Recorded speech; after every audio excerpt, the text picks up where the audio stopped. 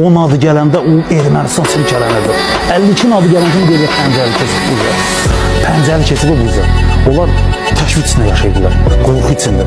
Onların yuxusu, pəncələrin yuxusuna haram qatmış deyə o bilsəniz qeyri bir adam. Düşmən onu bizdən daha yaxşı tanıyırdı. Adının çəkilməsi belə qorxu salırdı işğalçıların canına. Ona görə də başına küllü miqdarda pul qoymuşdular. Xüsusi təyinatlı qüvvələrin hansı hərbçisinin yanında adını çəksəniz deyəcək ki, Pəncəli əfsanə adamdır. Qoca adlandırırdılar onu təcrübəsinə görə.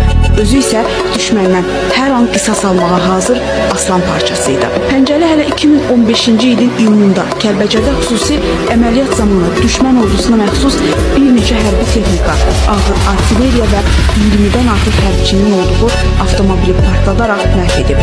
İgidliyə görə medalını da bunun üçün vermişdi ona dövlət başçısı. Elə düşmən də başına küllü miqdarda pulu bundan sonra qoymuşdu.